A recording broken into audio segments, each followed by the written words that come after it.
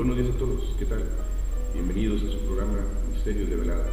El día de hoy les traigo el siguiente videoprograma, titulado Los Doppelganger. ¿Alguna vez oyeron hablar acerca de los Doppelganger? Si no es así, los invito a quedarse a presenciar el siguiente videoprograma. Adelante. El fenómeno de los Doppelganger tiene su origen en el folclore nórdico y germánico, y su significado vendría a definir a una especie de doble de persona viva.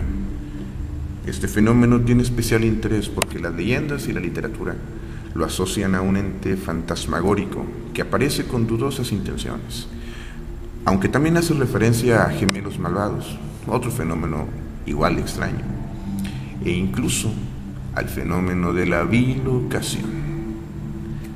Sea este doble real o producto de algún fenómeno mental, que uno se encuentre con su doppelganger suele ser una experiencia por demás aterradora, ya que las consecuencias varían desde simplemente tener mala suerte y problemas en general en nuestra vida cotidiana, hasta encontrar por ello la muerte inminente. En las obras literarias se le suele atribuir al doppelganger características vampíricas, como lo es el no poder proyectar sombra y no poder reflejarse en los espejos. Interesante, ¿cierto? Por otro lado, tenemos la idea dentro de la literatura de que el doppelganger es solamente una doble personalidad de algún individuo, como queda reflejado en los libros de Frankenstein y el del Dr. Jekyll and Mr. Hyde, dos libros mundialmente conocidos. En el primero se puede vislumbrar con la lectura asidua que Frankenstein es de algún modo el desdoblamiento de su creador. Por otro lado, en algunos tratados de teosofía se habla de los doppelganger, donde algunos ocultistas teorizan que pudiera ser dobles del cuerpo etérico y o astral, que se desdoblan de una persona en ciertas circunstancias, dependiendo de lo que esté pasando en su vida. Estos fenómenos pudiesen ocurrir debido a fuertes impresiones, producidos en la persona, así como en las prácticas de meditaciones trascendentales, que llevarían al individuo a realizar un llamado viaje astral, que es un tema muy interesante y posteriormente lo trataremos en otro videoprograma. Del fenómeno se habla mucho y se desconoce aún más, pero me viene a la mente una pregunta que yo me formulo, y esta es: ¿qué es realmente un doppelganger? En el transcurso de la historia, muchos han intentado explicar el fenómeno con hipótesis tan diversas que van desde demonios hasta la teoría del multiverso, pasando por las teorías psicoanalíticas como las de aquel reconocido psicólogo Gustav Jung, que consideraba a este doble fantasmagórico como la sombra. Esta sombra, según este gran psicólogo, vendría siendo todos los aspectos de nuestra personalidad que no son aceptados por nosotros. Qué curioso, ¿no? Sería como si dijéramos todos esos defectos de nuestro carácter, de nuestra personalidad, que nosotros no nos damos cuenta o que simplemente rechazamos. Aquellas características que cuando nos comentan decimos que no las tenemos o simplemente las criticamos, como por medio de un mecanismo de defensa primario, ¿cierto? Por lo regular, esta sombra se vuelca sobre el individuo, minando los esfuerzos de este por superar obstáculos en su vida. Algo así como un adversario, alguien que te echa para abajo todos tus proyectos, todas tus ideas, todos tus avances en tu vida, como si nosotros mismos nos contrariáramos. Por cada paso que avanzamos, esta sombra vendría a hacernos retroceder, vendría a sabotearnos nuestra vida, como una forma de dualidad negativa o anti-yo. En mi opinión personal, esto sería quizás lo que conocemos como las tentaciones producidas por el adversario llamado Satanás, que si observamos su significado, Satanás significa exactamente adversario. En este caso, Satán sería tan solo una alegoría para designar a nuestra sombra. Algunos casos del fenómeno de los doppelganger que han quedado marcados en la historia son los siguientes. Guy de Maupassant fue un novelista francés y escritor de cuentos que afirmó que había sido perseguido por su doble cerca del final de su vida.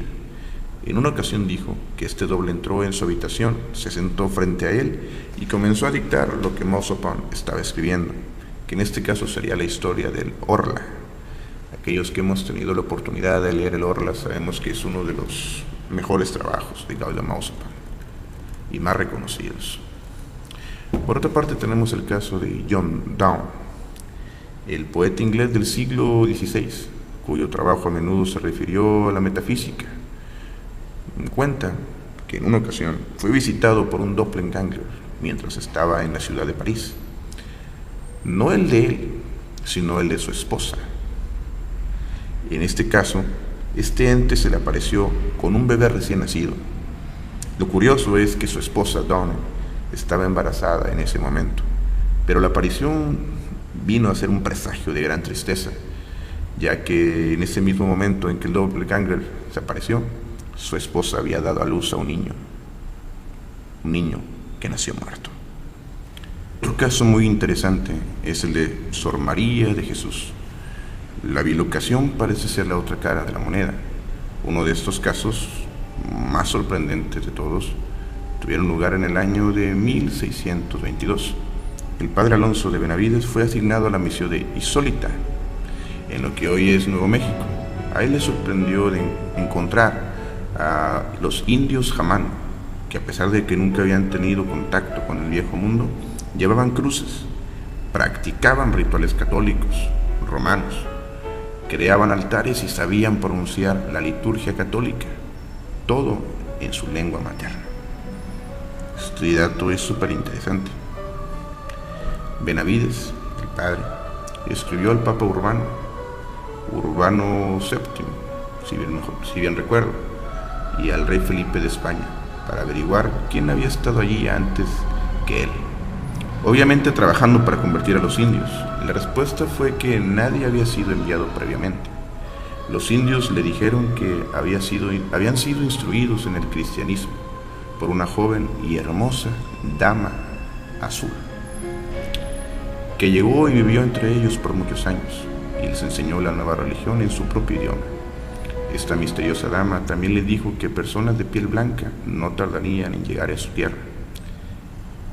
Los indios comentaron que ella bajó de las alturas para ellos. Los indios también comentaron que les enseñó una nueva religión, se quedó entre ellos por un tiempo. Ella les había dicho que vendría a ser la bienvenida y luego se fue. Eso es todo lo que sabían los indios de ella. Pero ¿quién era la misteriosa dama azul? El padre de Benavides sabía que las monjas de la orden de las clarisas llevaban hábitos azules y pensó que podría ser una pista. Se encontró con un cuadro de una monja clarisa y se lo presentó a los indios jamanos y les preguntó: ¿es esta la mujer? Ellos respondieron que el vestido estaba en lo cierto, pero que esa no era la mujer. La mujer en la pintura era bastante corpulenta, pero la dama de azul que ellos habían visto previamente era joven y hermosa. Cuando el padre regresó a España, Benavides estaba decidido a resolver el misterio. ¿Cómo podrían los indios encontrarse con una monja clarisa cuando era una orden de clausura? O sea, que desde el día en que toman sus votos hasta su muerte, las clarisas nunca dejan sus conventos y mucho menos viajan a tierras lejanas en misiones. Su investigación le llevó a Sor María de Jesús, en Agreda, España, quien afirmó haber convertido a los indios norteamericanos sin salir de su convento. Ahora de 29 años y madre superiora del convento, la hermana María dijo que había visitado a los indios no en el cuerpo, sino en espíritu. Analizamos eso y podemos ver que tiene algo de bilocación y sobre todo de experiencias extracorpóreas. Sin embargo, prosigamos. La hermana María también se dice que llegó a aparecer a los indígenas mexicanos, quienes dijeron que habían recibido la visita de una mujer muy bella que solía bajar de las alturas con vestidos con ropajes azules. Vaya qué interesante, ¿verdad? Esas apariciones son por demás inquietantes. Y todo cómo se entremezcla y cómo se ramifica este fenómeno de los doppelganger con otros fenómenos tan conocidos. A mí la verdad esto me tiene fascinado y mientras más estudio, más me encanta. Y a veces menos comprendo.